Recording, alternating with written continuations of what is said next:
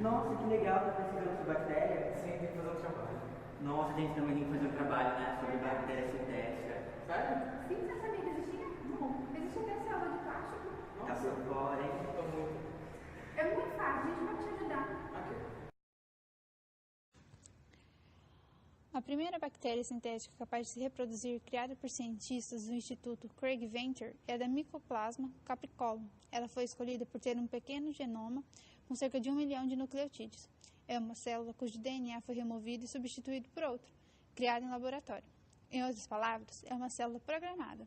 O DNA é uma cadeia formada por 4 tipos de moléculas, chamadas nucleotídeos, agrupadas em conjuntos chamados genes. A sequência desses genes determina quais as funções biológicas das células, como, por exemplo, a produção de proteínas, a respiração e a locomoção. Assim, os cientistas podem controlar uma célula adicionando e removendo genes específicos de cada ação, obtendo, assim, a função que ele deseja que aquela bactéria desempenhe. Sabia que tem uma célula que é de plástico? Sério? Como que ela... Sério? Tipo, em vez de ter organelas normais e lipídios, por exemplo, tem polímeros. Tipo, partezinhas de plástico pra fazer uma célula. Nossa, sério? Sério? E bactérias? Tem também? Bactérias eu não sei, eu sei que tem bactérias sintéticas. Sério? Eu tenho que fazer um trabalho sobre bactérias. Ah, eu tenho uma amiga que sabe bastante sobre bactérias. Ela tá por aqui? Ah, olha lá! Thaís! Oi, pessoal! Oi. O Lucas queria saber mais sobre bactérias sintéticas. É, eu tenho que fazer um trabalho. Ah, vamos comigo pra te explicar lá na sala, fica bem mais fácil. Beleza, vamos. Então, Lucas, vou te explicar agora sobre a bactéria sintética. Os cientistas pegaram a bactéria Mycoplasma mycoide e digitalizaram ela no computador.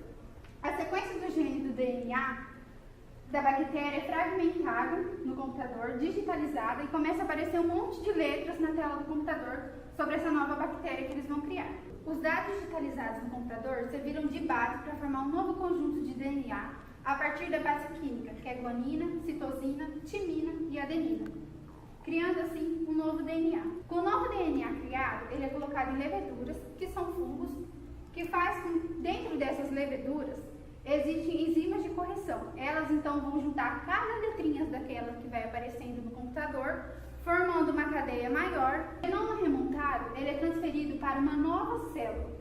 Nesse caso, seria uma bactéria sem DNA, pois agora a gente vai estar utilizando o DNA que foi criado lá atrás para poder colocar nessa nova célula, criando assim uma nova bactéria.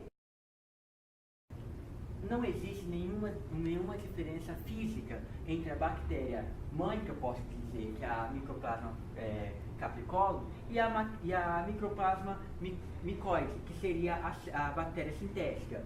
O que pode ocorrer é nas diferentes funções que uma desempenha e a outra não. Digamos, pelo fato de a Mycoplasma mycoide ter tido seu DNA modificado, ela vai poder desempenhar outras funções, como a alga unicelular, na função de produzir oxigênio. Logo, ela pode, não só como essa função, várias outras.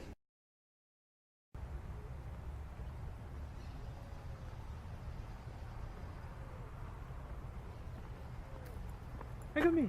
Oi, Lucas. Tudo bem? Tudo. Eu tô fazendo um trabalho sobre bactérias e a Thaís falou que você sabe os malefícios das bactérias sintéticas. Ah, sim, nós também sobre isso.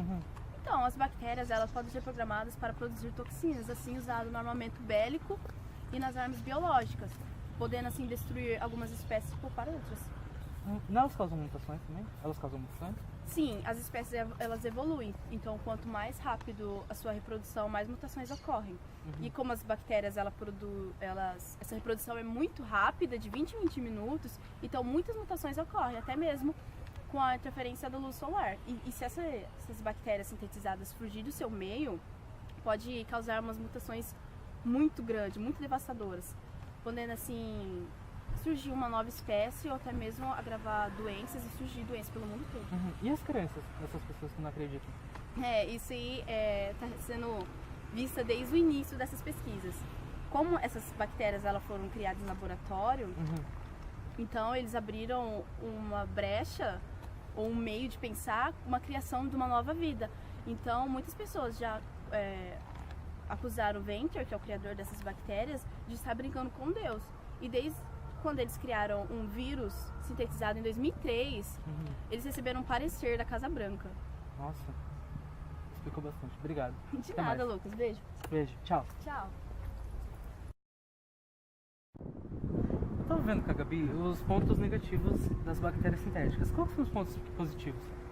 Os pontos positivos é que as bactérias sintéticas elas podem substituir algumas funções que, por exemplo, as algas fazem.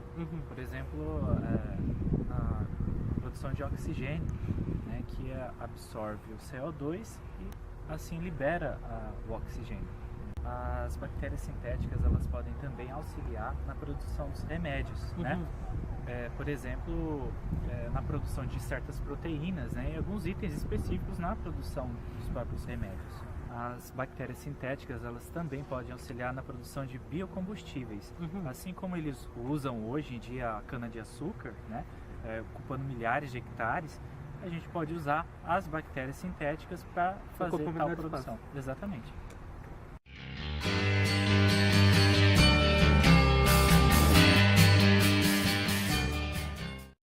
Fora criado por cientistas do J. Craig Venter Institute, uma bactéria sintética. A confirmação de que se pode desenhar o genoma e colocá-lo para viver abriu um mundo de possibilidades, que parece não ter limites, para o bem e para o mal. Mas a realidade é que as aplicações vão levar anos para aparecer e poderão ser, no começo, menos espetaculares do que as especulações atuais. Uma das potencialidades da bactéria sintética é a de revolucionar a produção de combustíveis. Em tese, a utilização de células sintéticas poderia otimizar o processo de fermentação e garantir combustível mais abundante e barato. O mundo em que vivemos se tornou uma bomba relógio em função do aquecimento global. Poderíamos resolver esse problema através das células artificiais. Para isso, seria necessário desenvolver um genoma que programasse as bactérias para absorver o dióxido de carbono responsável pelo aquecimento. Os pesquisadores explicam que as enzimas, que são proteínas que aceleram reações químicas, só que neste caso usaríamos as sintéticas, que poderiam permitir que se apressassem as reações, como a degradação de manchas de óleo no oceano. Um novo tipo de vacina pode vir a ser criado com o uso da nova tecnologia. O desafio seria programar bactérias a produzir substância que, uma vez injetadas no organismo, acabassem se ligando a vírus específicos e atacando-os. Outra aplicação é a de produzir, via bactérias construídas artificialmente, substâncias com capacidade de regenerar tecidos, permitindo a reparação de lesões. E uma terceira esperança é de que seja possível produzir uma larga escala em laboratórios, por exemplo, pele com índice baixo de rejeição para transplantes.